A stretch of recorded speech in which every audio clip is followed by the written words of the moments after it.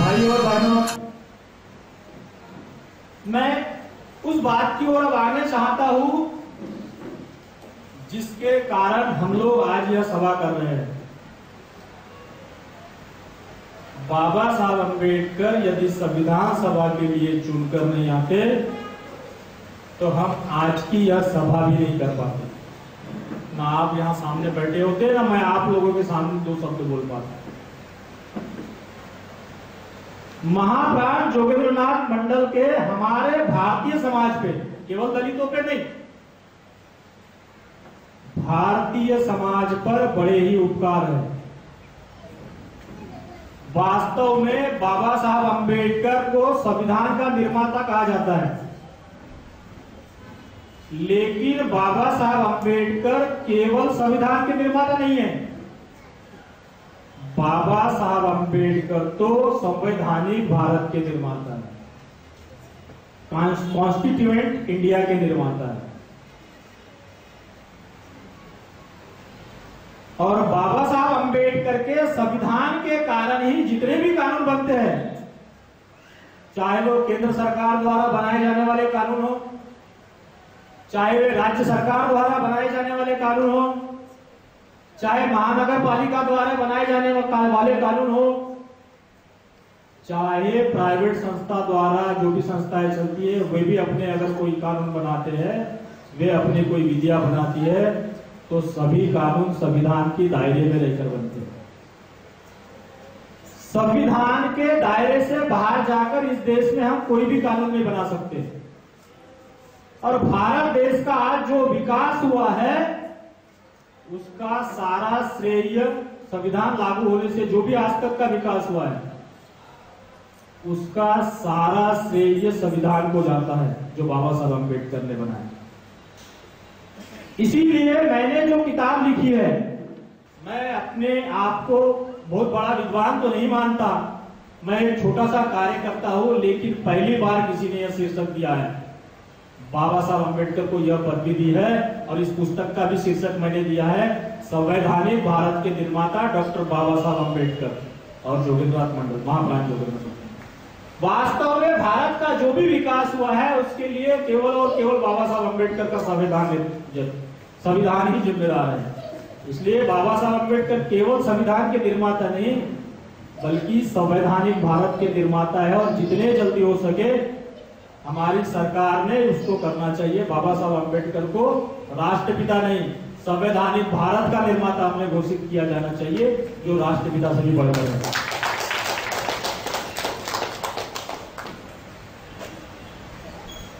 मित्रों, भारत में बाबा साहब अम्बेडकर ने जब संविधान बनाया, इससे पूर्व संविधान बनाने का कई बार प्रयास किया गया। मैं ऐसी कुछ बातें बताना चाहता हूं जो आज तक समाज के सामने आई ही नहीं, और वह बातें हमारे समाज के सामने आना चाहिए। अभी अभी कुछ ही दिन पूर्व इसी मुंबई के एक आपके नेता इसलिए बोल रहा हूं कि जो भी सांसद होता है, चाहे वो किसी भी पार्टी का हो, वह पार्टी का नहीं रह जाता, वो देश का होता है। उसने जिम्मेदारी से देश की जिम्मेदारी संभालना चाहिए। कहा है कि बाबा साहब अम्बेडकर को संविधान सभा में भेजने का काम श्यामा प्रसाद मुखर्जी ने किया है। मैं नाम नहीं लेना चाहूंगा, मैं आज सिद्ध कर दूंगा कि यह बातें 100 नहीं 200% झूठ है। पहली बार तो संविधान बनाने का काम 1919 में साउथ ब्यूरो कमीशन के माध्यम से किया गया, नहीं बना संविधान। दूसरी बार संविधान बनाने के लिए, यहाँ के मत जानने के लिए 18 नवंबर 1927 को साइमन कमीशन भारत में आया। इसकी नियुक्ति हुई 18 नवंबर 1927 को। साइमन कमीशन में इंग्लैंड की संसद के 7 सदस्य थे। जॉन साइमन इसके अध्यक्ष थे। यह कमीशन भारत में 2 बार आया यहां के नेताओं के मत जानने के लिए। पहली बार आया 3 फरवरी 1928 से लेकर 31 मार्च 1928 तक यहां रहा। फिर दूसरी बार आया 10 अक्टूबर 1928 से लेकर 13 अप्रैल 1929 तक। इन्होंने एक रिपोर्ट पेश की साइमन कमीशन ने, लेकिन इस रिपोर्ट को कांग्रेस ने मानने से इनकार कर दिया। इसका विरोध किया कांग्रेस ने। तो उस समय के जो भारत मंत्री थे, इंग्लैंड में एक मंत्री ऐसे रहते थे जो भारत की बागडोर संभालने के लिए रहते थे, उसको भारत मंत्री कहा जाता था। और उस भारत मंत्री का नाम था लॉर्ड बर्कनहेड। जब कांग्रेस ने साइमन कमीशन की रिपोर्ट मानने से इनकार कर दिया, साइमन कमीशन की रिपोर्ट के आधार पर भी ब्रिटिश संविधान बनाना चाहती थी। इस रिपोर्ट को जब कांग्रेस ने मानने से इनकार कर दिया तो भारत मंत्री उस समय के लॉर्ड बर्कनहेड ने भारतीयों को चुनौती दे दी कि ठीक है, हमारी रिपोर्ट आप लोग नहीं मानते, कोई बात नहीं, तो आप ही एक ऐसा संविधान बनाकर दिखाए जो भारत के सभी जाति और वर्ग के और धर्म के लोगों को मान्य हो। अर्थात एक ऐसा आप संविधान बनाओ जो सर्वसम्मत हो, उसको हम मान लेंगे, संविधान, भारतीय संविधान के तौर पर लागू कर देंगे। इस चुनौती को कांग्रेस ने स्वीकार किया और एक कमेटी बनाई गई और इस कमेटी के अध्यक्ष थे, संविधान समिति बनाई गई संविधान बनाने के लिए कांग्रेस ने, उसके अध्यक्ष पंडित मोतीलाल नेहरू थे। इस समिति में जो सदस्य थे, पूरा प्रूफ के साथ बता रहा हूं मित्रों, कोई झूठ नहीं है इसमें सदस्य थे बैरिस्टर एमआर जयकर, माधव श्री हरि अने, तेज बहादुर सप्रू, सर अली इनाम, नाम जोशी, सोएब कुरैशी, सुभाष चंद्र बोस, मंगल सिंह जयकर को भी इसने लिया था, लेकिन इन्होंने इसकी सदस्यता स्वीकार करने से मना कर दिया था। और इसके समिति के सेक्रेटरी थे पंडित जवाहरलाल जी नेहरू। बाप अध्यक्ष था तो बेटा सेक्रेटरी था। इन्होंने जो संविधान बनाया वह नेहरू रिपोर्ट के नाम से प्रसिद्ध है, जिस पर लखनऊ के सर्वदलीय सम्मेलन में विचार किया गया था। यह रिपोर्ट ब्रिटिशों को सौंपी गई। जब ब्रिटिशों ने इसका अध्ययन किया, उसमें देखा कि यह सभी वर्गों के लोगों को मान्य नहीं हो सकती। उन्होंने इस रिपोर्ट को मानने से इनकार कर दिया ब्रिटिशों ने कि हम इसको नहीं मान सकते, केवल यह एक ही जाति का और एक ही वर्ग का प्रतिनिधित्व करती थी वो रिपोर्ट। इसलिए ब्रिटिशों ने उसको मानने से इनकार कर दिया, उनको रद्दी की टोकरी में डाल दिया। और बाद में इस रिपोर्ट को कांग्रेस ने विरोध के तौर पर रावी नदी में बहा दिया। संविधान बनाने का यह सपना भी अधूरा ही रह गया, संविधान नहीं बन सका। तीसरी बार गोलमेज सम्मेलन के माध्यम से संविधान बनाने का प्रयास किया गया। 3 सम्मेलन में गोलमेज सम्मेलन। पहला सम्मेलन 12 दिसंबर 1930 से लेकर 19 जनवरी 1931 तक चला, जिसका कांग्रेस ने बहिष्कार किया था और बाबा साहब अंबेडकर इस सम्मेलन में गए थे। पहले गोलमेज सम्मेलन में डॉक्टर बाबा साहब अंबेडकर गए थे और उन्होंने उस समय के जो प्रधानमंत्री थे उनका नाम अभी मुझे याद नहीं आ रहा, उस समय के जो प्रधानमंत्री थे, उस प्रधानमंत्री के सामने उन्होंने कहा कि भारत में भारतीयों की सरकार चाहिए, भारतीयों के लिए चाहिए और भारतीयों के द्वारा चाहिए। आगे बाबा साहब अम्बेडकर कहते थे कि वह दिन अब चले गए जब आप लोग राज करते थे और हम सह लेते थे, कभी नहीं लौटने के लिए, कभी नहीं लौटेंगे वो दिन। इसका मतलब होता है ब्रिटिशों, अब तुम्हारे दिन भर गए भारत से, अब बोरिया बिस्तरा लपेटो और चले जाओ, अर्थात भारत छोड़ दो। यह बात बाबा साहब अम्बेडकर कब कह रहे हैं? 1930 में कह रहे हैं। कांग्रेस ने भारत छोड़ो का नारा कब लगाया? बाबा साहब अम्बेडकर के कहने के 12 साल बाद। कौन राष्ट्रभक्त है? कौन आजादी का आंदोलन चला रहा था? कांग्रेस तो चाह रही थी हमें भी हिस्सा मिल जाए, बस का ब्रिटिश जाए या मत जाए। लेकिन आजादी का आंदोलन तो बाबा साहब अम्बेडकर को भी माना जाता है। बाबा साहब अम्बेडकर स्वतंत्रता सेनानी थे, उनको केवल दलितों का नेता कहा जाता है। वास्तव में बाबा साहब अम्बेडकर सच्चे स्वतंत्रता सेनानी थे। और एक बात दोहराना चाहता हूं, बताना चाहता हूं, गांधी जी ने नमक सत्याग्रह कब किया? मार्च 1930 में किया। बाबा साहब अम्बेडकर 1915-16 के आसपास अपने डीएससी के प्रबंध में कहते हैं, भारत ब्रिटिश व्यापारी लोग क्या कर रहे हैं? बाबा साहब अम्बेडकर कहते हैं ब्रिटिश सरकार भारत में जो व्यापारी है उसको जो लोन देती है, जो कर्ज देती है, उस कर्ज में तो छूट देती है, लेकिन वही ब्रिटिश सरकार जो हमारे गरीब भाई है जिनको सब्जी भी नसीब नहीं होती, रोटी को नमक लगाकर खाते हैं, उसी नमक पर ब्रिटिश सरकार कर लगाती है, टैक्स लगाती है। यह ब्रिटिश सरकार गरीबों की हिमायती नहीं है। गरीबों के जो नमक का कर लगाया है वह हटा देना चाहिए। गांधी जी को कब याद आया? बाबा साहब अम्बेडकर के कहने के 15 साल बाद याद है। जो बात बाबा साहब अम्बेडकर ने अपने प्रबंध में 15 में कही, उस बात को गांधी जी ने 30 में उठाया 15 साल बाद। भारत छोड़ो आंदोलन की बात बाबा साहब अम्बेडकर ने ब्रिटिश प्रधानमंत्री रैमसे मैकडोनाल्ड की छाती पर इंग्लैंड में बैठकर बोला, उनके सामने बोला, हम यहां पर भारत में आंदोलन करते रहे कि अब भारत छोड़ो, अब तुम्हारा काम नहीं, अब भारत में भारत के लोग ही राज चलाएंगे, भारत की जनता ही देख लेगी क्या करना है।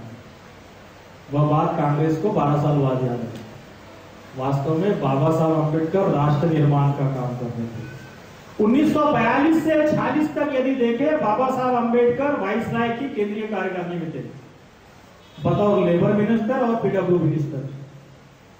बाबा साहब अम्बेडकर अपने देश में विविध योजनाएं चला रहे थे।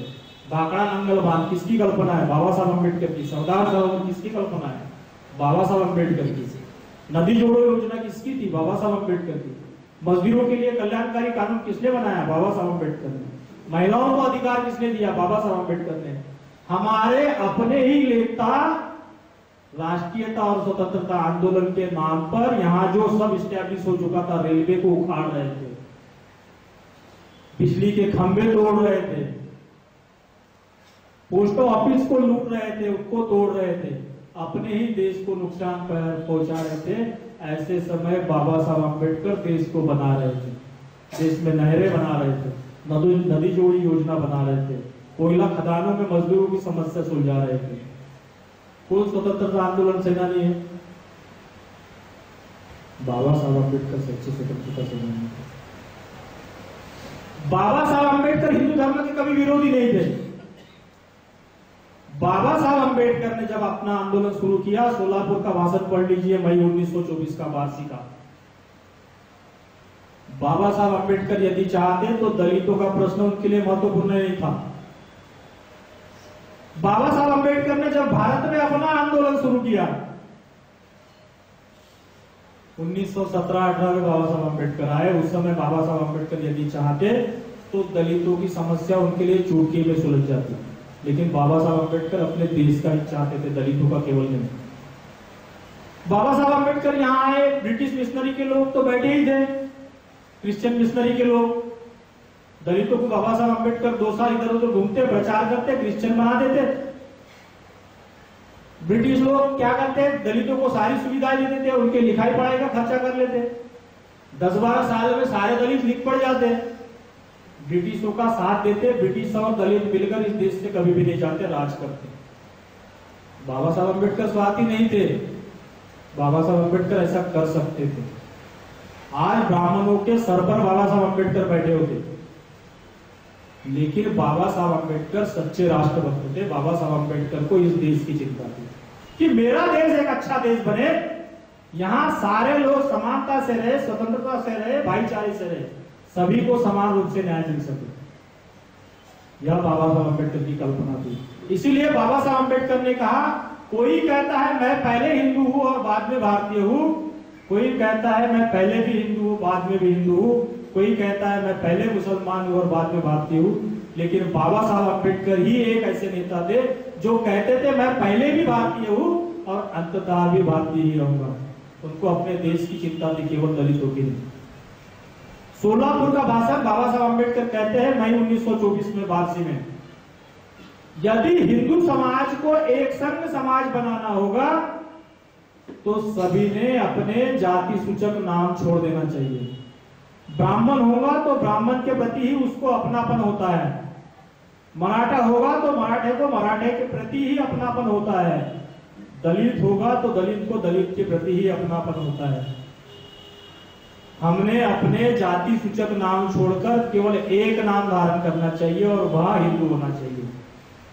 तभी हिंदू समाज एक अच्छा समाज बन सकता है, एक संघ समाज बन सकता है। बाबा साहब अम्बेडकर को हिंदू धर्म से कभी विरोध नहीं रहा, उन्होंने इसको अच्छा बनाने की हमेशा चाहत रखी। लेकिन जब बाबा साहब अम्बेडकर ने देखा कि ऐसा नहीं हो सकता, तभी उनको घोषणा करनी पड़ी कि मैं हिंदू धर्म में पैदा हुआ लेकिन हिंदू धर्म में मरूंगा नहीं। उसके बाद उन्होंने बुद्ध धर्म की राह चुनी है।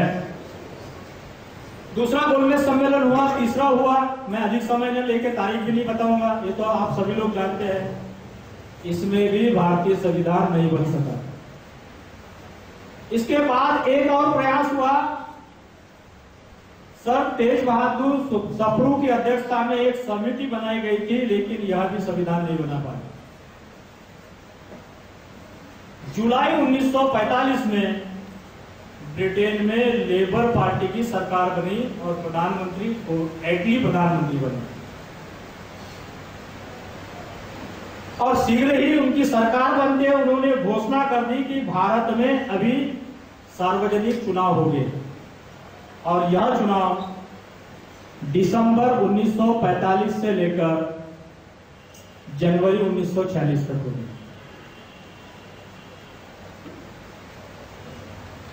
और बाबा साहब जानते थे 1937 में पहली बार जब 1935 में 35 का गवर्नमेंट ऑफ इंडिया एक्ट बना, भारतीय अधिनियम 1935, उसी के आधार पर पहली बार 1937 में संपूर्ण भारत में विधानसभा के चुनाव हुए थे, जिसमें जोगेंद्रनाथ मंडल भी बंगाल प्रदेश से चुनकर आए थे।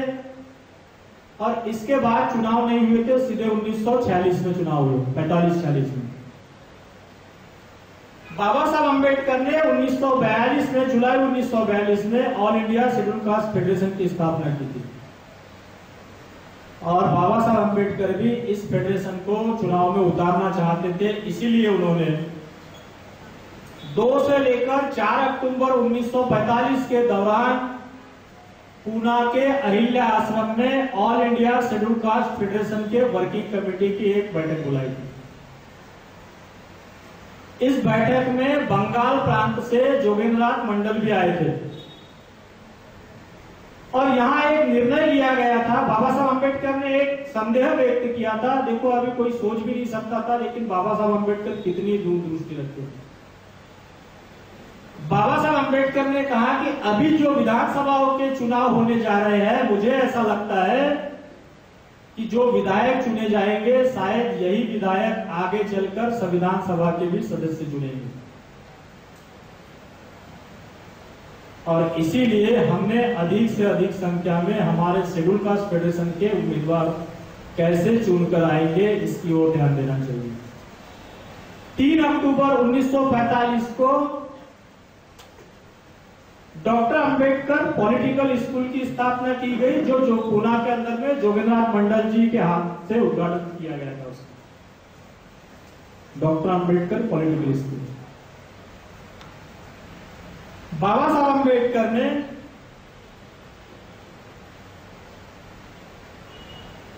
कुल भारतवर्ष में दलितों के लिए जो आरक्षित सीटें थी विधानसभाओं की 177 सीटें आरक्षित थी संपूर्ण भारतवर्ष में। जो बाबा साहब अंबेडकर ने विभक्त मतदार संघ जो दलितों के लिए चुना था, कांग्रेस ने जिसका विरोध किया था, गांधी जी ने जिसका विरोध किया था, और बाद में संयुक्त मतदार संघ मिला, इसके तहत 177 जगह संपूर्ण भारतवर्ष में दलितों के लिए आरक्षित रखी गई। 30 नवंबर 1945 को अहमदाबाद से डॉक्टर बाबा साहब अंबेडकर ने अपने चुनाव प्रचार की शुरुआत की, और संविधान के बारे में डॉक्टर बाबा साहब अंबेडकर कहते हैं,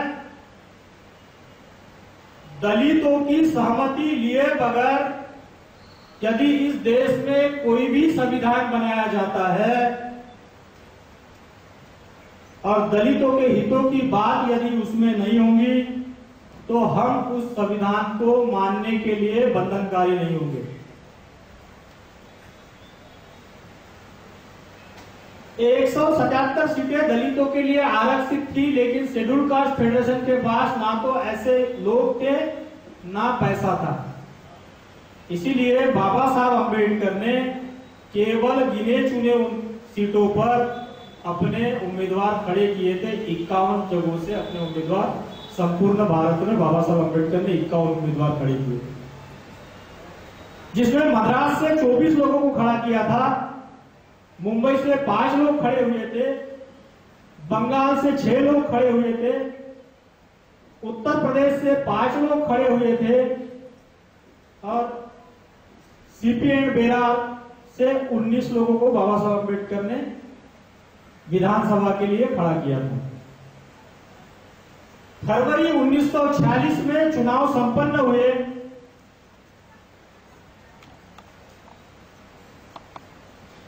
और बंगाल से जो 6 लोग जो खड़े हुए थे, इसमें फरीदपुर से कामिनी प्रसन्न मजूमदार, ढाका से चंद्रमाधव सरकार, जसौर से उपेंद्रनाथ मल्लिक, भाकड़गंज उत्तर से जो जनरल सीट थी यहां से महाप्राण जोगेंद्रनाथ मंडल, और भाकड़गंज दक्षिण जो रिजर्व सीट थी यहां से 1937 में भी जोगेंद्रनाथ मंडल चुनकर आए थे, यहां से भी वे खड़े हुए। जो जनरल सीट से महाप्राण जोगेंद्रनाथ मंडल चुनकर आए थे 1937 में, और जोगेंद्रनाथ मंडल भाकड़गंज से ही आरक्षित सीट से, दक्षिण जो भाकड़गंज था वहां से आरक्षित सीट से खड़े हुए, और अपनी पुरानी सीट से तो वे चुनकर नहीं आ सके, लेकिन आरक्षित सीट से वे चुनकर आ गए भाकड़गंज दक्षिण की। और जो चुनाव परिणाम की घोषणाएं 1946 में जो संपूर्ण भारतवर्ष में विधान सभा के जो चुनाव हुए, मित्रों बड़े दुख के साथ कहना पड़ता है कि संपूर्ण भारतवर्ष में all India schedule caste federation की केवल बंगाल से 1 सीट चुनकर आई। ना तो कहीं महाराष्ट्र से आए, ना उत्तर प्रदेश से आए, ना मद्रास से आए, केवल 1 सीट, वह भी जोगेंद्रनाथ मंडल की भाकड़गंज दक्षिण की आरक्षित सीट से जोगेंद्रनाथ मंडल चुनकर आए थे। जोगेंद्रनाथ मंडल ने उस समय यहां से बंगाल प्रांत से 30 सीटें आरक्षित थी, 30 में से 26 आरक्षित सीटों से कांग्रेसी उम्मीदवार चुनकर आए, तीन उम्मीदवार स्वतंत्र उम्मीदवार चुनकर आए आरक्षित सीट से और एक शेड्यूल कास्ट फेडरेशन से जोगीनाथ मंडल चुनकर आए। तभी बाबा साहब अम्बेडकर की बात सच हुई। बाबा साहब अम्बेडकर को लगा कि संयुक्त निर्वाचन जो प्रणाली होती है यह हमारे लिए कभी भी लाभदायक नहीं हो सकती, हानिकारक है। क्योंकि संयुक्त निर्वाचन प्रणाली में आरक्षित सीट से दलित आदमी खड़ा तो हो सकता है, लेकिन उसको जो मतदान करने वाले लोग रहते हैं केवल दलित नहीं रहते, वह सारे समाज के लोग रहते हैं, उसमें सवर्ण भी रहते हैं और सवर्ण लोग ऐसे ही उम्मीदवार को चुन कर देंगे जो उनके फायदे के लिए काम करें। बाबा साहब अम्बेडकर पृथक निर्वाचन प्रणाली के माध्यम से जो गांधी जी जो गोलमेज सम्मेलन के माध्यम से बाबा साहब अम्बेडकर ने हासिल की थी, वे चाहते थे कि यही पद्धति लागू हो, क्योंकि उसमें ऐसी प्रणाली ऐसी पद्धति थी कि केवल दलित उम्मीदवार जो खड़ा होगा उसको केवल दलित लोग ही चुनकर देंगे, दलित लोग ही उसको वोट देंगे। और बाबा साहब अम्बेडकर जानते थे कि दलित लोग अपने ऐसे उम्मीदवार को वोट देंगे जो उनके फायदे का लगे, जो उनको लगे कि यह हमारा काम करेगा। इसलिए बाबा साहब अम्बेडकर चाहते थे कि ऐसे उम्मीदवार चुनकर। पृथक निर्वाचन प्रणाली में क्या हुआ, जो 40 में हुई, 30 में से बंगाल से 26 लोग कांग्रेस से चुनकर। क्या काम करने वाले थे दलित समाज का?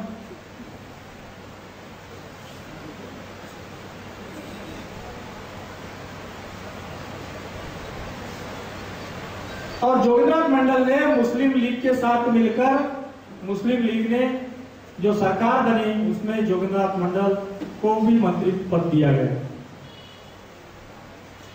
और फरवरी 1946 में कैबिनेट मिशन भारत में आया। अब चुनाव होने के बाद में भारत में कैबिनेट मिशन आया कि यहां पर अभी सत्ता परिवर्तन करना है, भारत का संविधान बनाना है कि यहाँ के लोगों को मत जानने के लिए।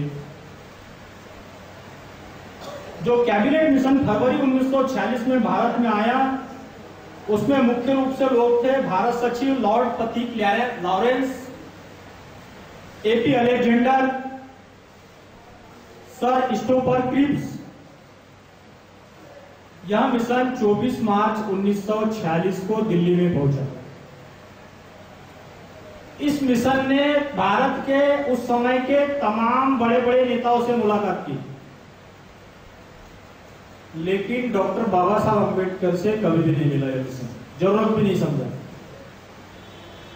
क्योंकि उस समय जो कांग्रेसी नेता थे उन्होंने ऐसा बताया था कैबिनेट मिशन को, अभी अभी जो इलेक्शन हुए हैं फरवरी 1946 में, इसमें शेड्यूल कास्ट फेडरेशन का संपूर्ण भारतवर्ष में केवल एक ही विधायक आया है और जो 177 सीटें दलितों के लिए आरक्षित थी उसमें से अधिकांश सीटों पर कांग्रेस के उम्मीदवार चुनकर आए हैं। इससे आप लोगों को सीधा अंदाजा हो जाएगा कि दलितों की हितैषी कौन है, दलितों को किसने वोट दिए हैं। अर्थात जो कांग्रेसी विधायक है, दलित विधायक है, पूरे के पूरे 177 में से केवल एक ही उम्मीदवार जो है शेड्यूल कास्ट फेडरेशन का आया है। इसलिए डॉक्टर अंबेडकर का दलितों के प्रति कोई झुकाव नहीं है और दलित भी डॉक्टर अंबेडकर की पार्टी को नहीं चाहते, इसीलिए डॉक्टर अंबेडकर की केवल एक ही सीट आई है। और इस बात को सच मानकर कैबिनेट मिशन ने भी डॉक्टर बाबा साहब अम्बेडकर से मिलने की जरूरत महसूस नहीं की। लेकिन बाबा साहब अम्बेडकर चाहते थे कि किसी भी तरह से वो शेड्यूल कैबिनेट मिशन से मिला जाए। इसीलिए बाबा साहब अम्बेडकर ने 2 अप्रैल 1946 को दिल्ली में अपने बंगले पर all India schedule caste federation के नेताओं की एक बैठक बुलाई। यह बैठक उस समय जो मद्रास के एन शिवराज थे इनकी अध्यक्षता में बुलाई गई थी, लेकिन किसी कारणवश यह जब बीमार हो गए, नहीं आ सके, तो नागपुर के एक नेता थे दशरथ पाटिल, इनकी अध्यक्षता में बाबा साहब अम्बेडकर के निवास स्थान पर यह बैठक हुई थी। और इस बैठक में यह निर्णय लिया गया कि कैबिनेट मिशन ने all India schedule caste federation की ओर से उनकी बात सुनने के लिए डॉक्टर अंबेडकर को नहीं बुलाया है, तो उसको कैबिनेट मिशन को all India schedule caste federation की ओर से एक निवेदन दिया जाए और कहा जाए कि हमारी भी बात सुनी जाए।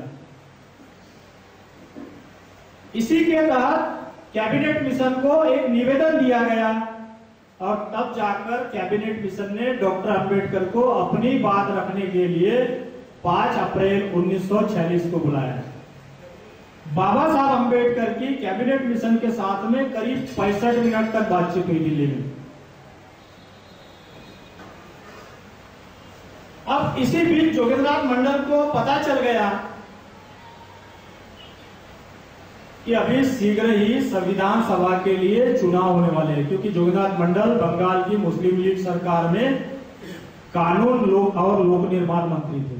2 खाते उनके पास थे, लॉ मिनिस्ट्री भी थी और सीपीडब्ल्यूडी भी विभाग भी उनके पास था।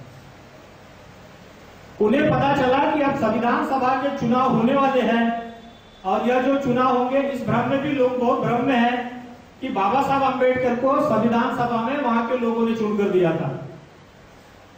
यह मैं आप लोगों के सामने स्पष्ट कर देना चाहता हूं कि वहां के लोगों ने नहीं चुनकर दिया। बाबा साहब अंबेडकर को संविधान सभा के लिए चुनकर दिया था विधायकों ने, जो बंगाल से चुनकर आए।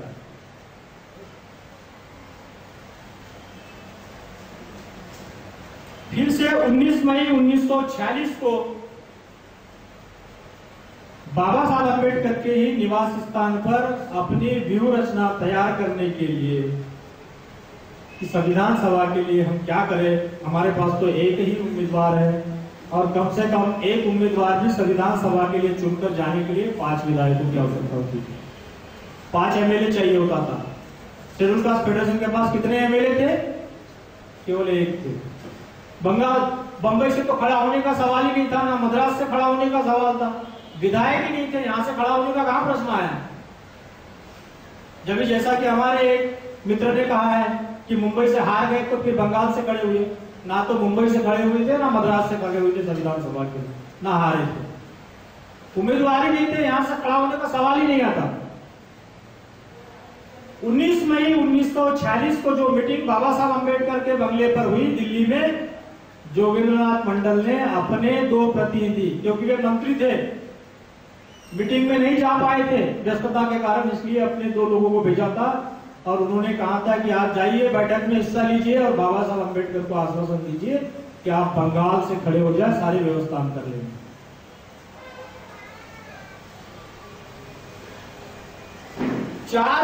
बंगाल से जो दिल्ली में जो भाषण हुआ, दिल्ली में जो मीटिंग हुई, यहां से जो 2 लोग जोगेंद्रनाथ मंडल ने भेजे थे, उन 2 लोगों ने जाकर बाबा साहब अंबेडकर को अपनी बात बताई। जोगेंद्रनाथ मंडल ने जो कहा था कि आप बंगाल से खड़े हो जाओ, जोगेंद्रनाथ मंडल को सारे जो बैठक में जो हुआ वह उनको सुनाया और वहां सुनाने के बाद, वह सुनने के बाद जोगेंद्रनाथ मंडल जी ने 4 जून 1946 को बंगाल में बंगाल शेड्यूल कास्ट फेडरेशन की एक बैठक बुलाई और सारे बंगाल के उस समय के दलित नेताओं को उन्होंने कहा कि डॉक्टर अंबेडकर को हम बंगाल प्रांत से खड़ा करना चाहते हैं और हमें सभी को मिलजुल कर डॉक्टर अंबेडकर को यहां से चुनकर देना है, क्योंकि डॉक्टर अंबेडकर ही एक ऐसे व्यक्ति है जो संविधान सभा में जाकर हमारे हितों की सुरक्षा कर सकते हैं। 17 जुलाई 1946 का दिन बंगाल विधान परिषद में संविधान सभा के चुनाव की तारीख घोषित की गई। 17 जुलाई 1946 को बंगाल में संविधान सभा के सदस्य चुनने के लिए मतदान करना था। फिर से 8 जून 1946 को जोगेंद्रनाथ मंडल ने बंगाल प्रांत के संविधान सभा के लिए खड़ा करने के लिए बंगाल शेड्यूल कास्ट फेडरेशन की ओर से एक प्रस्ताव पारित किया और यह प्रस्ताव उस समय बंगाल के जो गवर्नर थे, गवर्नर इनको भेजा और कहा कि डॉक्टर अंबेडकर पर हमारा विश्वास है, हम डॉक्टर अंबेडकर को यहां से खड़ा करना चाहते हैं और डॉक्टर अंबेडकर ही हमारे सर्वमान्य नेता है। वही हमारे सब कुछ है।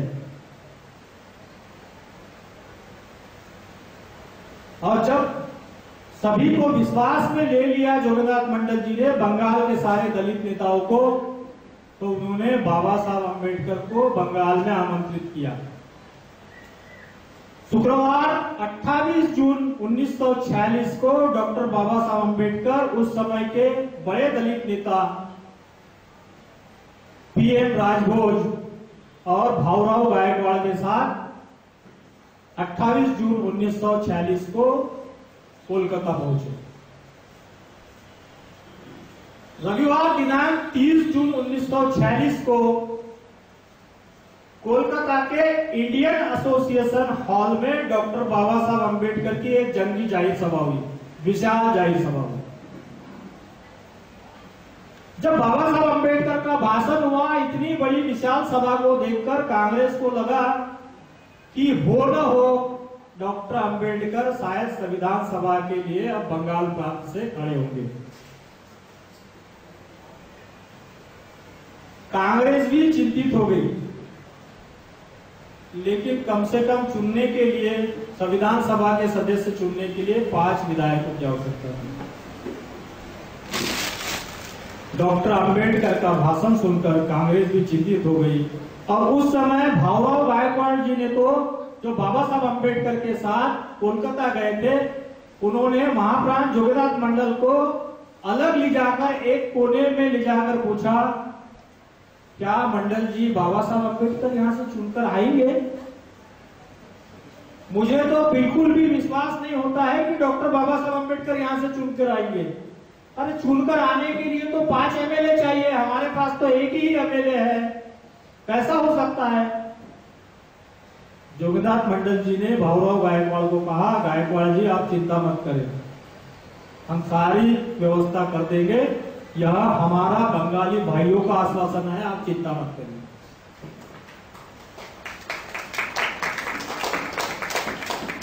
बाबा साहब अम्बेडकर को लगता था खैर कोई बात नहीं, हमारे पास कम से कम एक विधायक तो है, क्योंकि बाबा साहब अम्बेडकर ने 1942 से लेकर 1946 तक ब्रिटिश गवर्नमेंट में वे लेबर और पीडब्ल्यूडी मिनिस्टर थे। ब्रिटिशों ने बाबा साहब अम्बेडकर का काम देखा था, उनकी निष्ठा देखी थी, उनकी लगन देखी थी। बंगाल, बिहार और उड़ीसा में बाबा साहब अम्बेडकर ने उस समय कई बड़े बड़े काम किए हैं। बाबा साहब अम्बेडकर को लगता था यहाँ के जो यूरोपियन सदस्य है, एंग्लो इंडियन सदस्य विधायक है, शायद मेरा एक विधायक, मेरा एक एमएलए और मेरे बाकी 7 जो है वह हमें यदि सपोर्ट कर दे तो मैं संविधान सभा के लिए चुनकर जा सकता हूं। उन्होंने, यूरोपियन लोगों ने वहां पर 21,000, आसाम और बंगाल में 21,000 यूरोपियन सदस्य रहते थे, एंग्लो इंडियन सदस्य रहते थे।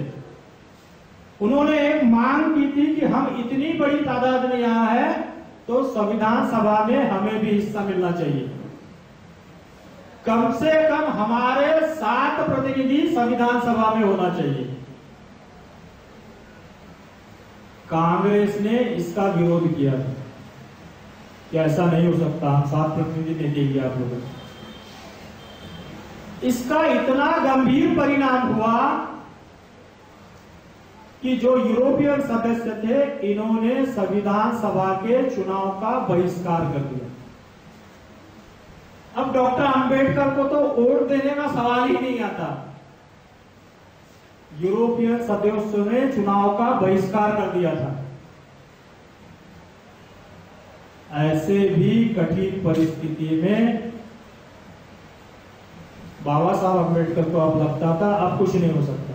बाबा साहब को लग रहा था कम से कम यूरोपियन सदस्य वोट दे देंगे, मैं चुनकर आ जाऊंगा, मेरा एक विधायक मुझे दे देगा, तो 4 और कोई दे देंगे तो हो जाएगा। लेकिन बाबा साहब अम्बेडकर की यह जो आशा थी वह भी धूमिल हो गई। इसी बीच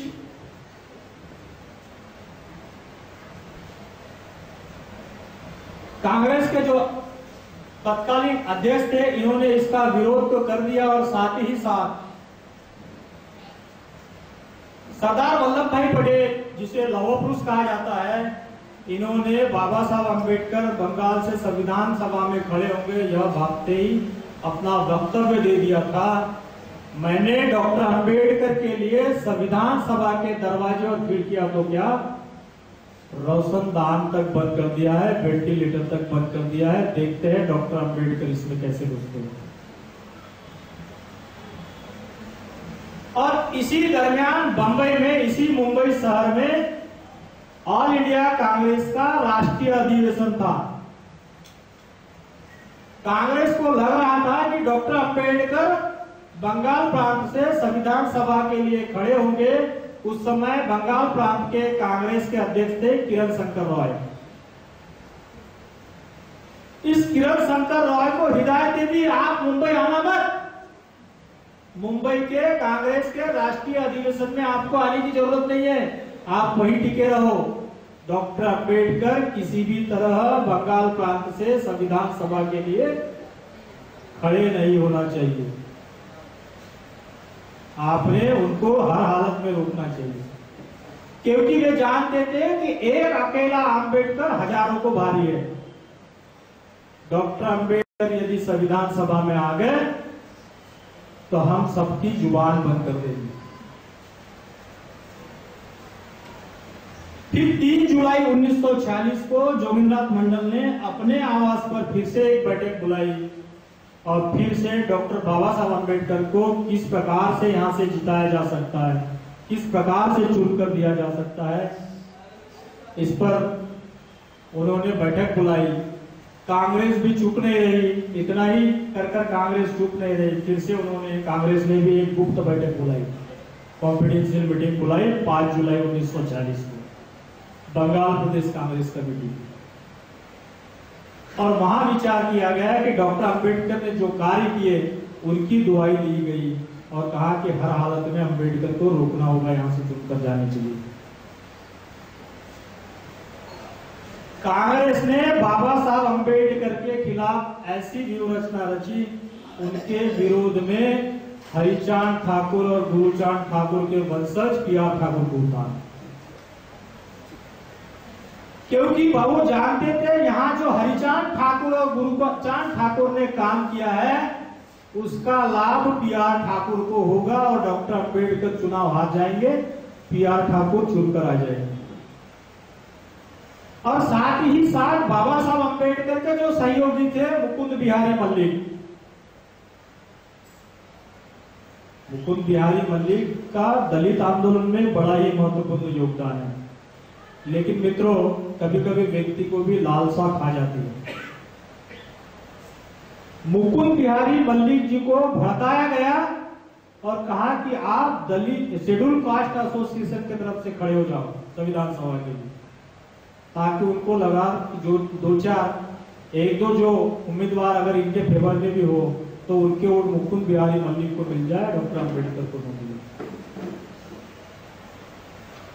और मुकुंद बिहारी मल्लिक जी को भी लग रहा था कि मैं संविधान सभा में जाऊंगा तो अच्छा होगा, और उन्होंने भी तैयारी दर्शा दी। जब मुकुंद बिहारी मल्लिक को यह पक्का विश्वास हो गया कि कांग्रेस के जो गयानाथ विश्वास, उनको लग रहा था कि वो मेरे को समर्थन देंगे, जब बस विश्वास हो गया कि गयानाथ विश्वास जो है मुझे वोट नहीं देंगे, तब जाके मुकुंद बिहारी मल्लिक ने डॉक्टर अंबेडकर के फेवर में मतदान करने का निश्चय किया। इससे भी पूर्व की बात बताता हूं मित्रों। अब डॉक्टर बाबा साहब अंबेडकर का संविधान सभा के लिए फॉर्म भरना था। फॉर्म भरने के लिए कम से कम 2 MLA जरूरी थे। बाबा साहब अंबेडकर के पास तो एक ही MLA थे। अब क्या किया जाए? लेकिन ऐसे स्वतंत्र रूप से चुनकर आए एक उम्मीदवार थे जिनकी डॉक्टर बाबा साहब अंबेडकर के प्रति आस्था थी। कांग्रेस के लिए स्वतंत्र उम्मीदवार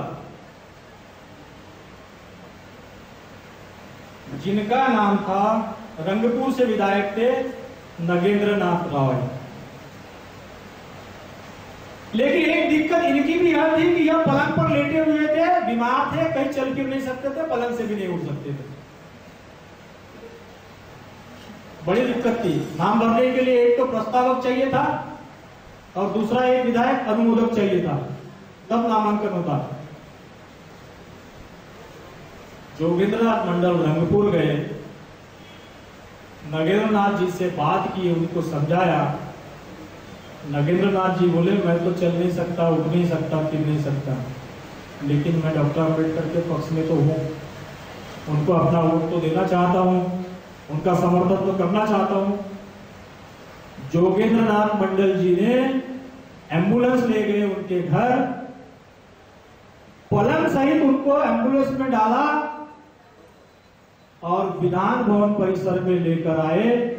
प्रस्तावक के रूप में जोगेंद्रनाथ मंडल ने हस्ताक्षर किए और लेटे लेटे ही नगेंद्रनाथ रॉय जी ने हस्ताक्षर किए। तब जाके 8 जुलाई 1946 को बाबा साहब अम्बेडकर का संविधान सभा के लिए नामांकन हुआ। कौन बताता है यह इतिहास? कोई नहीं बताता, भुला दिया हमने।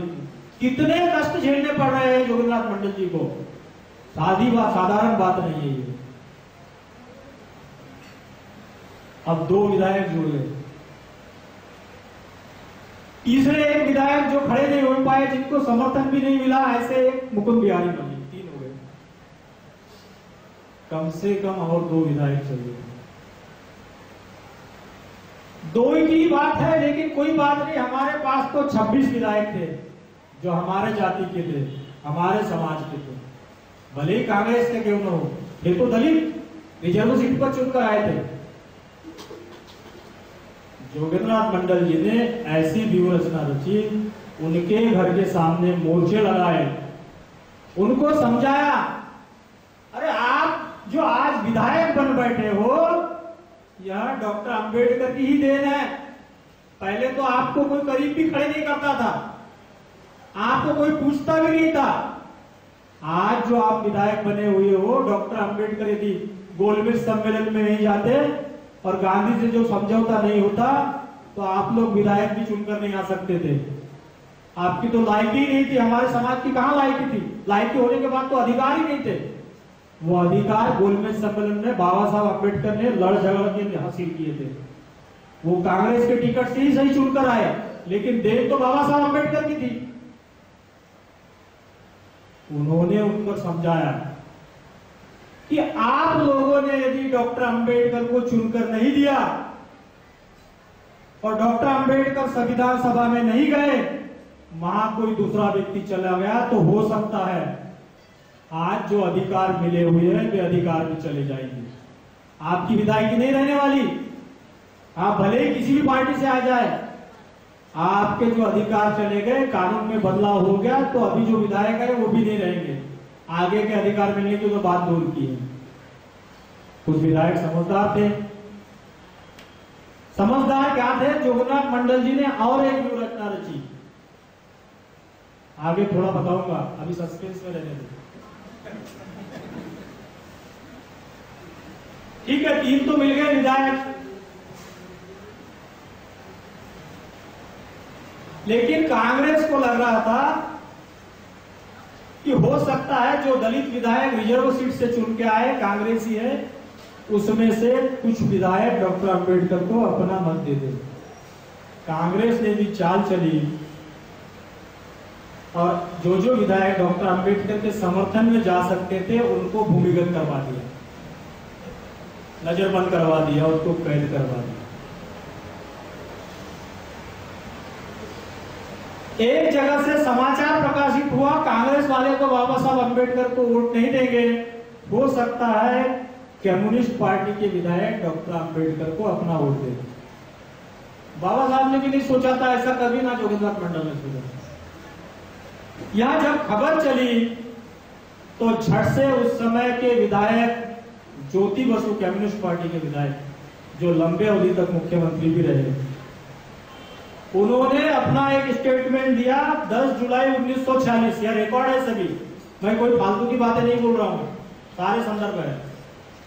उन्होंने 10 जुलाई 1946 के अमृत बाजार पत्रिका में छपवा दिया कि हमने अपने सदस्य सोमनाथ लाहौटी को कम्युनिस्ट पार्टी की ओर से खड़ा किया है, डॉक्टर अंबेडकर को वोट देने का तो सवाल ही पैदा नहीं होता। स्पष्ट कर दिया उन्होंने। चुनाव की तारीख नजदीक आई। 17 जुलाई 1946 को चुनाव होने वाले थे। 3 विधायक तो मिल गए थे, इंतजाम कुछ नहीं हुआ था, लेकिन फिर भी हमने जो समझाया था हमारे लोगों ने, जोगेंद्रनाथ मंडल जी के लोगों ने, साथियों ने, कि आपकी जो विधायकी है डॉक्टर अंबेडकर की देन है, अगर वो चुन के नहीं आए तो ये भी चले जाएंगे। मन तो थोड़ा परिवर्तन जरूर हुआ था। दूसरी एक बात, पंजाब से वहां पर कुछ पंजाबी सिख बिजनेस के लिए गए थे, व्यवसाय के लिए गए थे, कोलकाता में व्यवसाय करते थे, लेकिन बाबा साहब अंबेडकर पर उनकी अगाध श्रद्धा थी। वे भी चाहते थे कि डॉक्टर अंबेडकर हर हालत में संविधान सभा में पहुंचे। इसीलिए उस समय जालंधर जिले के, पंजाब के जालंधर जिले के ढिंडवा गांव के बाबा बुद्ध सिंह नाम के एक व्यापारी कोलकाता में व्यापार करने गए थे। जिस दिन मतदान हो रहा था 17 जुलाई 1946 को, उन्होंने अपने लोगों को, ये तो अपने भलाई कांग्रेस के विधायक को, उन्होंने अपनी कृपान निकाली, तलवार निकाली। सरदार के पास तो तलवार होती है। अपनी तलवार निकाल के ललकारते हुए विधान भवन परिसर में कहा कि गद्दार विधायकों ने यदि डॉक्टर अंबेडकर के फेवर में मतदान नहीं किया तो मेरी जो कृपान है, मेरी जो तलवार है, गद्दारों के खून से सम जाएगी। वे कल का सूरज नहीं देख पाएंगे और मैं भी उनको मारकर खुदकुशी कर लूंगा। यह खबर उस समय के 18 जुलाई 1946 के दैनिक स्टेटमेंट में छपी हुई है, पढ़ लेना। लेकिन धमकी नहीं दिया था, दूसरों को कहां दिया था? हम थे तो हमारे आदमी दलित थे, अपेक्षा तो अपने भाई से ही की जा सकती है, भले ही घर छोड़ के गए।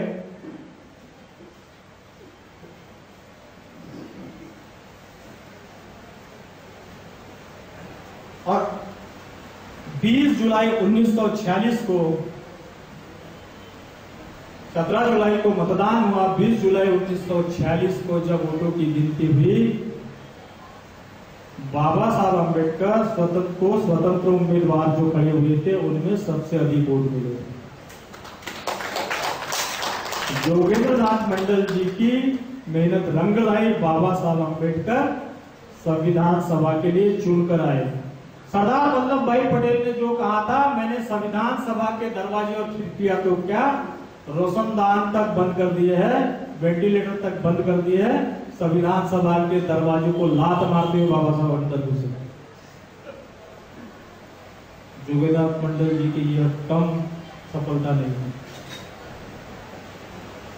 जोगेंद्रनाथ मंडल जी यदि यह करने में असफल रहते तो मित्रों, आज देश का ना तो इतना विकास होता, ना समाज का विकास होता। उनके समाज पर बहुत बड़े उपकार हैं।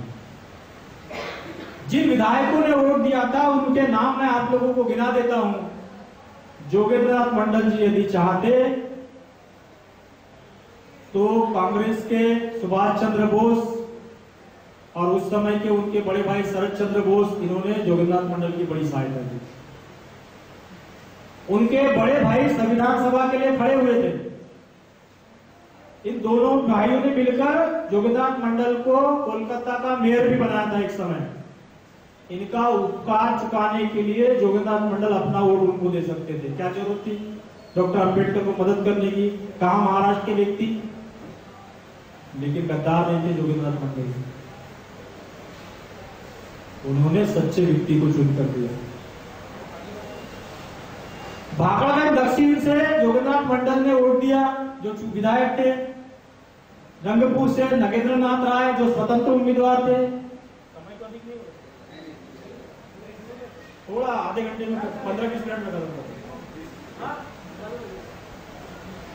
खुलना से स्वतंत्र उम्मीदवार मुकुल रुक्मिणी बिहारी जी मल्लिक थे, इन्होंने दिया क्योंकि यह खुद खड़े नहीं हो सके थे, लेकिन बहुत अच्छे व्यक्ति थे आंदोलन में, इन्होंने बहुत मदद की। इतना ही नहीं, कलकत्ता विश्वविद्यालय में यह पाली के प्रोफेसर भी रह चुके थे। पाली की भी बड़ी सेवा की इन्होंने, पाली भाषा जो हमारी मूल भाषा है। द्वारिकानाथ बरूरी जो फरीदपुर से विधायक थे और कांग्रेसी विधायक थे, इनको जोगीनाथ मंडल के ही बदौलत इन्होंने बाबा साहब अम्बेडकर को मत दिया। तंजौर से कांग्रेसी विधायक गयानाथ विश्वास थे, इन्होंने भी बाबा साहब अम्बेडकर को अपना मत दिया था। रंगपुर से क्षेत्रीनाथ सीधा जी थे, इन्होंने ये भी कांग्रेस के विधायक थे। और बिरसा जो थे मुर्शिदाबाद से विधायक थे, इन सातों ने बाबा साहब अम्बेडकर को अपना मत दिया और बाबा साहब अम्बेडकर चुनकर आए। इस प्रकार जोगेंद्रनाथ मंडल जी की मेहनत रंग लाई और बाबा साहब अम्बेडकर संविधान सभा के लिए चुनकर आए। संविधान सभा के लिए चुनकर आने के बाद बाबा साहब अम्बेडकर जानते थे कि कुछ ऐसी व्यूह रचना रची जाएगी कि बाबा साहब अम्बेडकर संविधान सभा से ही बाहर हो जाए। यही मामला खत्म नहीं हो गया, इतना आसान मामला भी नहीं था।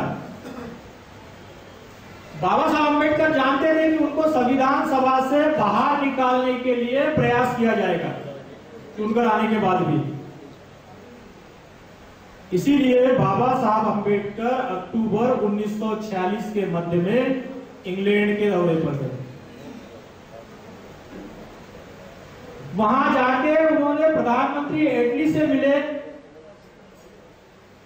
चर्चिल से मिले, वहां के सांसदों से मिले और उन्होंने बताया कि भारत में ऐसी ऐसी परिस्थिति बन रही है, हो सकता है मैं किसी न किसी तरह संविधान सभा से बाहर कर दी जाऊं। बाबा साहब अम्बेडकर ने उनसे आश्वासन लिया और उनको आश्वासन मिला कुछ भी हो संविधान जो भी भारत का बनाया जाएगा, क्योंकि हुकूमत तो ब्रिटिशों की थी, भारत में जो भी संविधान बनाया जाएगा उसमें दलितों को बराबर की हिस्सेदारी मिलेगी। यह आश्वासन लेकर बाबा साहब अम्बेडकर भारत लौटे। इसी मध्य एक बड़ा घटनाक्रम हुआ।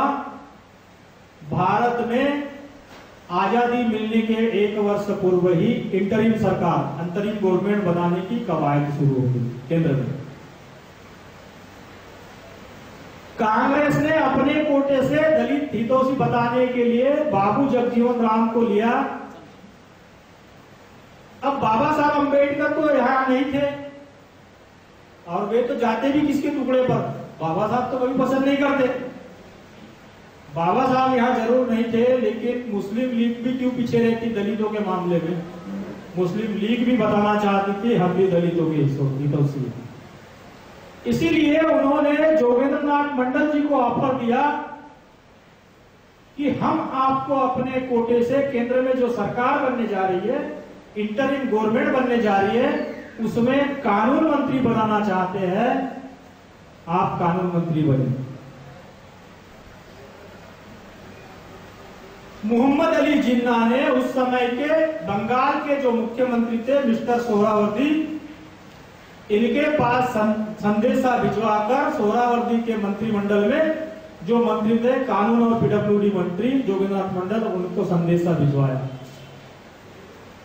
यह बात सुनकर जोगेंद्रनाथ मंडल ने कहा देखिए मेरे गुरु भाई यहां नहीं है, विदेशी दौरे पर है, फिर भी मैं दलितों के हित में सोचता हूं, मैं उनके आने के बाद उनसे चर्चा करूंगा,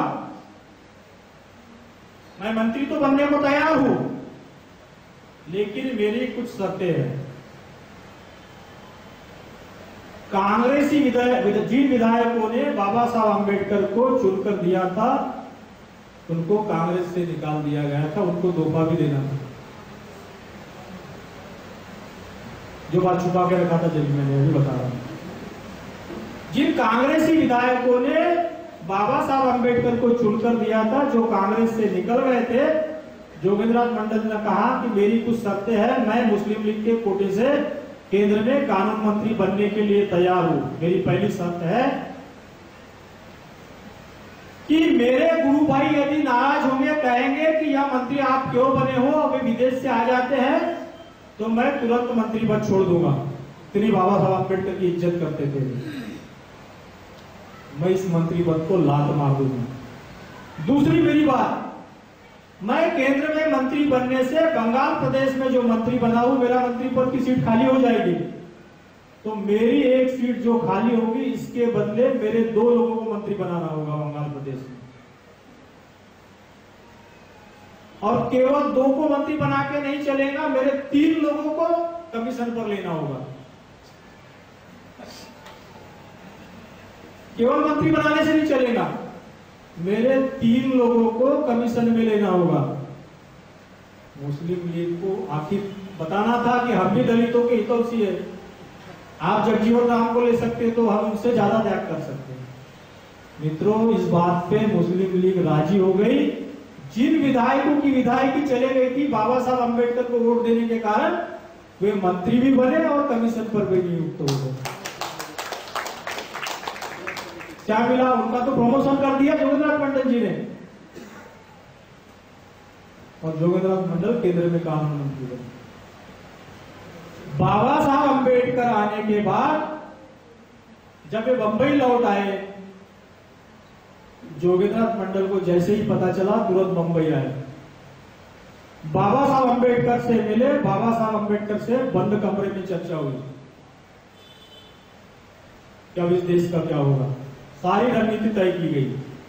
और इसी बीच हम देखते हैं 9 दिसंबर 1946 को संविधान सभा का पहला सत्र शुरू हुआ। संविधान सभा शुरू हुई, जुलाई में तो चुनकर आए थे, लेकिन संविधान सभा कब शुरू हुई? 9 दिसंबर 1946 को। जो कांग्रेस के सबसे वरिष्ठ सदस्य थे मिस्टर सच्चिदानंद सिन्हा, इनकी अध्यक्षता में यह बैठक शुरू हुई। 11 दिसंबर 1946 को डॉक्टर राजेंद्र प्रसाद को संविधान सभा का स्थायी अध्यक्ष बनाया गया। 13 दिसंबर 1946 को डॉक्टर राजेंद्र प्रसाद ने पंडित जवाहरलाल नेहरू को अपना मत रखने के लिए आमंत्रित किया संविधान सभा में, और कहा कि कृपया बताइए भारत का भावी संविधान कैसा होना चाहिए। पंडित नेहरू ने अपनी बात रखी, भारत का भावी संविधान ऐसा ऐसा होना चाहिए। संविधान सभा के लिए 296 सदस्य चुनकर आए थे, लेकिन उपस्थित उस समय केवल 207 सदस्य थे। जो 89 सदस्य अनुपस्थित थे, उसमें अधिकतर मुस्लिम लीग के थे और देसी रियासतों के थे, जो राजे महाराजा के इसमें थे। 15 दिसंबर 1946 को पंडित जवाहरलाल नेहरू ने संविधान सभा के लिए बैरिस्टर एमआर जयकर, जो मुंबई से चुनकर गए थे, उनको अपना मत रखने के लिए आमंत्रित किया। वे भी कांग्रेसी थे। 15 दिसंबर 1946 को उन्होंने अपना मत रखते हुए कहा कि यह संविधान सभा में अधिकतर मुस्लिम लीग के सदस्य नहीं है, और हम उनकी अनुपस्थिति में ऐसा कोई भी विधान यदि पास करते हैं जो उनको मंजूर नहीं हो, तो यह देश हित में नहीं होगा। हमने कम से कम मुस्लिम लीग के सदस्य को यहां लाने तक, उनके यहां उपस्थित रहने तक इंतजार करना चाहिए, संविधान सभा को स्थगित रखना चाहिए। 17 दिसंबर 1946 को डॉक्टर राजेंद्र प्रसाद ने संविधान सभा के जो अध्यक्ष थे बाबा साहब अम्बेडकर को अपना मत रखने के लिए बुलाया। जैसा ही डॉक्टर राजेंद्र प्रसाद ने डॉक्टर बाबा साहब अम्बेडकर का नाम लिया, बाबा साहब अम्बेडकर चौंक गए। बाबा साहब अम्बेडकर को लग रहा था कि मेरा नाम आएगा तो करीब इतने जल्दी तो आने वाला नहीं, 15 दिन या 1 आध महीने में आएगा। वे भी चौंक गए और कहा, अध्यक्ष महोदय, मुझे लग रहा था कि मेरा नाम इतने जल्दी आएगा नहीं, इसीलिए मैंने विशेष तैयारी भी नहीं की। फिर भी कोई बात नहीं, मैं अपना मत अवश्य रखूंगा। डॉक्टर बाबा साहब अम्बेडकर ने पंडित जवाहरलाल नेहरू की बात को खारिज करते हुए कहा कि नेहरू ने जो बात रखी है वह बात बहुत अच्छी है, लेकिन उन्होंने यह नहीं बताएगा कि यह बात करने के लिए संसाधन कहां से आएंगे। केवल चिकनी चुपड़ी बातें करने से नहीं चलेगा, उस बातों को हमने अमल में लाने के लिए वह साधन कहां से लाएंगे, इसका भी हमें खुलासा करना होगा। यथा नेहरू द्वारा जो बात रखी गई है यह निराशाजनक है। जो उस समय इंटरिम गवर्नमेंट में प्रधानमंत्री थे वे कैसे जलभुन गए होंगे, सोचिए आप। एक प्रधानमंत्री की बात को डॉक्टर अंबेडकर खारिज करते हैं, वे अंदर ही अंदर कितने जलभुन गए होंगे। सारा संसद जो सदन था मुग्ध रहेगा, चुपचाप था बाबा साहब अम्बेडकर की बात। और दूसरी बात, डॉक्टर बाबा साहब अम्बेडकर ने बैरिस्टर एमआर जयकर ने जो 15 दिसंबर 1946 को कहा था कि कम से कम मुस्लिम लीग के जो सदस्य हैं उनको आने तक हमने इस सदन को स्थगित कर देना चाहिए, उसका बाबा साहब अम्बेडकर ने समर्थन किया। बाबा साहब अम्बेडकर की बात को मानते हुए जनवरी 1947 तक संविधान सभा को स्थगित कर दिया। बाबा साहब अम्बेडकर ने जैसी संविधान सभा स्थगित की गई, कांग्रेस ने अपनी व्यूहरचना चालू की थी। डॉक्टर अम्बेडकर बहुत भारी है, पहले ही भाषण में भारी पड़ गए, वे अधिक दिन तक रहे तो बड़ा मुश्किल होगा संविधान सभा से इनको कैसे बाहर किया जाए। बाबा साहब अम्बेडकर ने जनवरी 1946 में अपने निवास स्थान इसी मुंबई में पास ही में राजगृह में all India schedule caste federation की वर्किंग कमेटी की बैठक बुलाई। इस बैठक में यह निर्णय लिया गया कि शेड्यूल कास्ट फेडरेशन की ओर से संविधान सभा को एक ऐसा निवेदन दिया जाए कि भारत का संविधान कैसे होना चाहिए, दलितों के हितों की सुरक्षा कैसे की जानी चाहिए, वह निवेदन देने का इस सभा में प्रस्ताव पारित किया गया। लेकिन बाबा साहब अम्बेडकर को ही यह अधिकार दिए गए कि आप ही निवेदन तैयार करो और आप ही संविधान सभा को सौंपो, क्योंकि बाबा साहब अम्बेडकर को लग रहा था यदि मैं संविधान सभा में नहीं रहा तो कम से कम हमारी क्या मांगे हैं तो वो तो रहना चाहिए संविधान सभा के पास। इसीलिए बाबा साहब अम्बेडकर ने आज ही के दिन 15 मार्च 1947 को स्टेट्स एंड माइनॉरिटीज नाम से वह खलीता तैयार किया, निवेदन तैयार किया, संविधान सभा को सौंपा। आप यदि इसको पढ़ेंगे तो वह संविधान में, मूल संविधान में इसकी 75% बातें हमें दिखाई देती है। अर्थात यह एक मिनी संविधान ही बाबा साहब अम्बेडकर ने तैयार कर लिया। इधर बड़ी ही जोरदार ही व्यूहरचना रचित जा रही है। बाबा साहब अम्बेडकर को संविधान सभा से बाहर करने के लिए मांग नहीं भी होने के बाद जिस क्षेत्र से बाबा साहब अम्बेडकर चुनकर आए थे संविधान सभा के लिए, वह क्षेत्र ही पाकिस्तान को दे दिया गया। क्या कारण था पाकिस्तान को देने का? लेकिन बाबा साहब अम्बेडकर संविधान सभा के से बाहर हो गए, यह क्षेत्र पाकिस्तान में चले जाने के बाद। लेकिन बाबा साहब अम्बेडकर ने भी कच्ची गोटी नहीं फेरी। वे तो नवंबर 1946 में ही इंग्लैंड में जाकर आ गए थे, तभी समझ गए थे, पक्का आश्वासन भी लेकर आ गए थे कि दलितों की सहमति के बिना, दलितों को शामिल किए बिना भारत का संविधान बनेगा ही नहीं। इसका परिणाम ऐसा हुआ कि जिन विधायकों ने बाबा साहब अम्बेडकर को चुन कर दिया था वे विधायकों को भी सजा मिल गई, वे भी पाकिस्तान में चले गए। जिन लोगों ने उन विधायकों को चुनकर दिया था उन लोगों को भी सजा मिल गई, वे भी पाकिस्तान के चले गए, क्योंकि वो भाग पाकिस्तान में चले गए।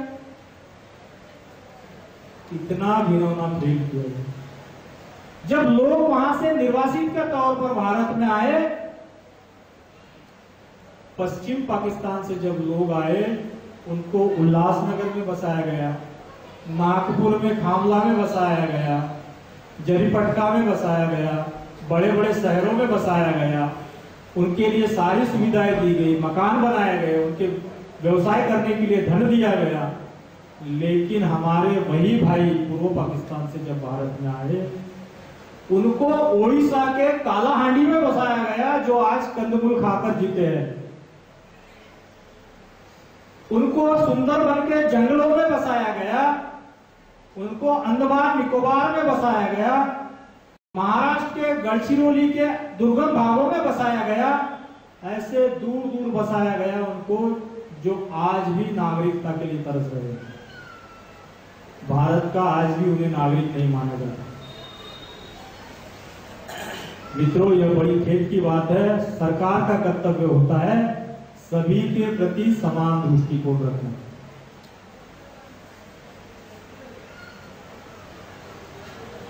दिसंबर 1946 में चर्चिल ने ब्रिटेन के संसद में कहा था कि भारत की जो संविधान सभा है यह केवल एक बड़ी जाति का प्रतिनिधित्व करती है, यह हिंदुओं का जमघट है। और साइमन ने तो यहां तक कहा था ब्रिटिश संसद में कि भारत की जो संविधान सभा है यह संविधान सभा नहीं है, यह हिंदुओं की सभा है। और बाबा साहब आम्बेडकर ने 1946 में जब गए थे, वे अक्टूबर, जब उनको समझाया था तो उनके समझ में आया था, उसके बाद ही यह बात उन्होंने कही।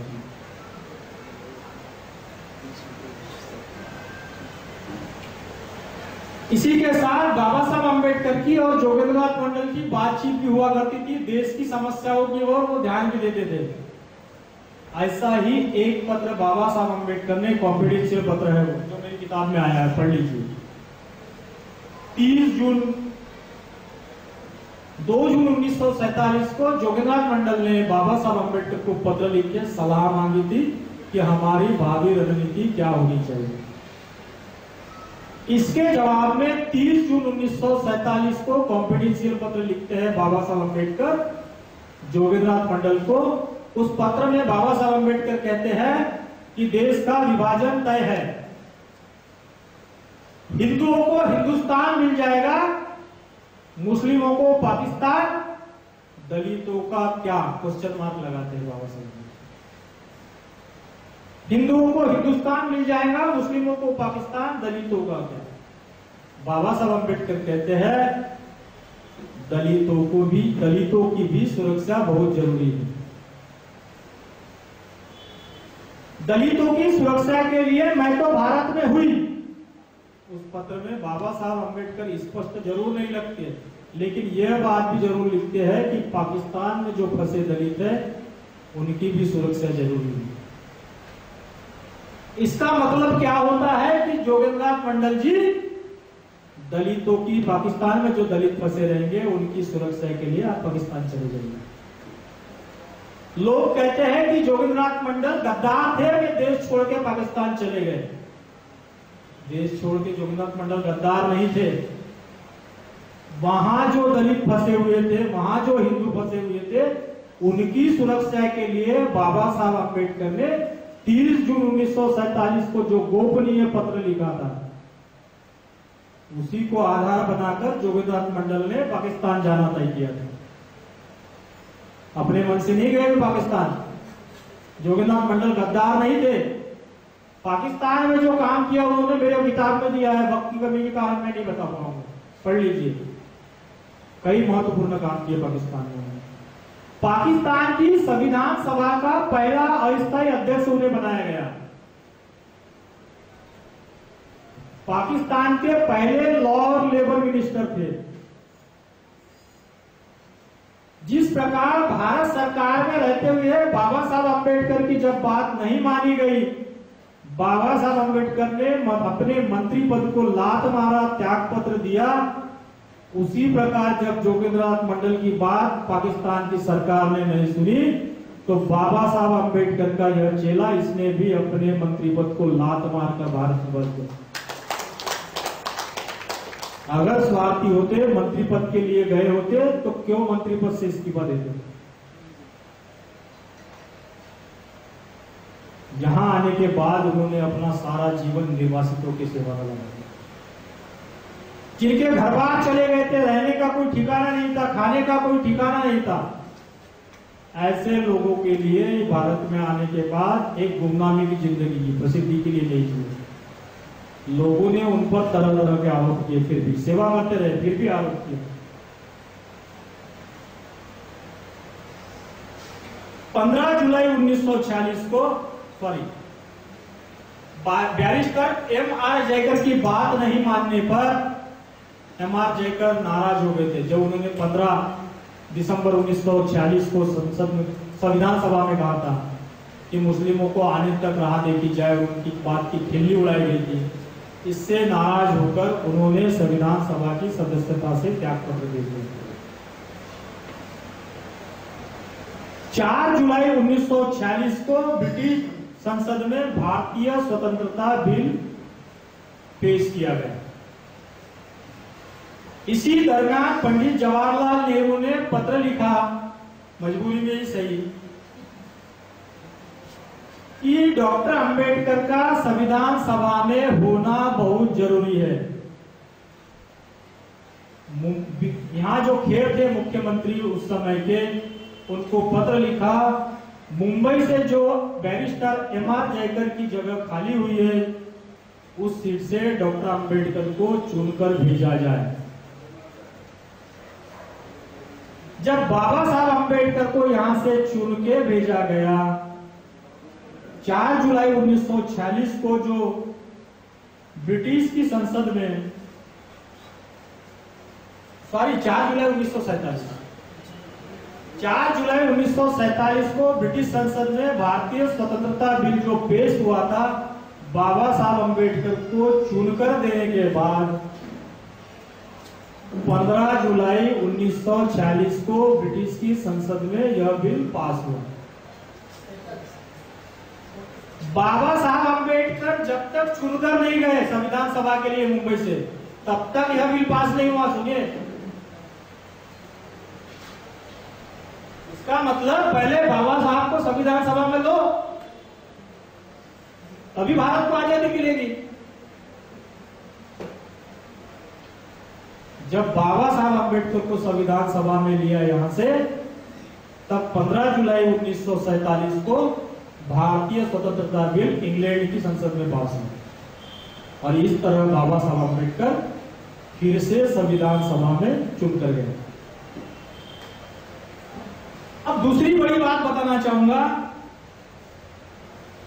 15 अगस्त 1947 को भारत को आजादी मिली, स्वतंत्रता मिली। भारत को आजादी मिली, इससे पहले ही 3 अगस्त 1947 को भारत में, भारत के मंत्रिमंडल में कौन कौन मंत्री रहेगा यह तय हो गया था। उसमें बाबा साहब अंबेडकर कानून मंत्री रह गए, यह भी तय हो गया था। वो कैसे कानून मंत्री क्यों बनाया गया आप समझ लीजिए, उसको किसके दबाव से बनाया गया ये भी समझ लीजिए। 29 अगस्त 1947 को संविधान सभा के ड्राफ्टिंग कमेटी की बैठक बुलाई गई और बाबा साहब अंबेडकर संविधान सभा के ड्राफ्टिंग कमेटी के अध्यक्ष बने। कानून मंत्री पद की शपथ कब ली? 15 अगस्त 1947 को। देश तभी आजाद हुआ ना, उसी दिन से सरकार लागू हो गई, नई सरकार बनी, बाबा साहब अंबेडकर कानून मंत्री बने। 29 अगस्त 1947 को संविधान सभा के ड्राफ्टिंग कमेटी का अध्यक्ष डॉक्टर बाबा साहब अंबेडकर को बनाया गया। अब हमारे नेता कहते हैं, हमारे हमारे इतिहासकार कहते हैं कि बाबा साहब अम्बेडकर को गांधी जी के कहने पर ड्राफ्टिंग कमेटी का, संविधान की ड्राफ्टिंग कमेटी का अध्यक्ष बनाया गया। अरे जिस देश का कानून मंत्री हो और कोई कानून बन रहा हो, वो उसका अध्यक्ष नहीं होगा तो कौन होगा? कौन होगा अध्यक्ष? देश का संविधान बन रहा है, देश में केंद्रीय कानून मंत्री डॉक्टर अंबेडकर है, कोई कानून बन रहा है तो उसका अध्यक्ष तो कानून मंत्री होगा, क्या और कोई होगा? तो कानून मंत्री का, वो ड्राफ्टिंग कमेटी का अध्यक्ष बाबा साहब अम्बेडकर के पास तो खुद ब खुद चलकर आ गया। क्या किसी की मेहरबानी से आया? वो तो कानून मंत्री थे, अध्यक्ष तो रहना ही था। बाबा साहब अम्बेडकर को किसी ने अध्यक्ष नहीं बनाया। बाबा साहब अम्बेडकर अपने मंत्रिमंडल के पद के कारण अध्यक्ष बने, कानून मंत्री थे। और बाबा साहब अम्बेडकर ने ऐसा कानून बनाया केवल दलितों के लिए काम नहीं किया। 2 वर्ष 11 महीने और 17 दिन में बाबा साहब अम्बेडकर ने संविधान बनाया। और जो आज देश का जो कुछ भी विकास हुआ है, 26 नवंबर 1949 को संविधान को अंगीकृत किया गया, लागू किया गया। और जो कुछ भी विकास देश का हो रहा है और होते रहेगा, वह संविधान के बदौलत ही होते रहेगा। संविधान बनाने में जो खर्चा आया उस समय वह 63 लाख, लिख लीजिए, लिखना है 63,99,729 रुपए उस समय संविधान बनाने पर खर्चा आया। इसलिए मित्रों, इतने कष्ट सहकर भी बाबा साहब अम्बेडकर यदि चाहते बदला लेना तो ईंट से ईंट बजा देते, इस देश का बेड़ा गर्क कर देते, सत्यानाश कर देते। लेकिन बाबा साहब अम्बेडकर इस देश के सच्चे देशभक्त थे। उनके समान देशभक्त इस देश में मिलना बहुत कठिन है, नहीं मिल सकता। वह यदि उनके साथ और उनके समाज के साथ जो अन्याय किया गया, अत्याचार किया गया, उसका यदि बदला लेना चाहते तो इस देश का सत्यानाश कर देते। लेकिन वे सच्चे देशभक्त थे, अपने मां के सच्चे सपूत थे। इस देश को एक अच्छा देश बनाना चाहते थे, विश्व में इसकी ख्याति जाए ऐसा देश बनाना चाहते थे। आज भी विश्व में यदि किसी भी देश का संविधान, कौन से देश का संविधान अच्छा है, यह जब बात आती है तो विश्व में भारतीय संविधान का नाम लिया जाता है, जब बाबा साहब अम्बेडकर की देन है। इसलिए मैं हमेशा कहता हूं, बाबा साहब अम्बेडकर केवल संविधान के निर्माता नहीं है, बल्कि बाबा साहब अम्बेडकर संवैधानिक भारत के निर्माता है। जय हिंद, जय बुद्ध, जय भारत।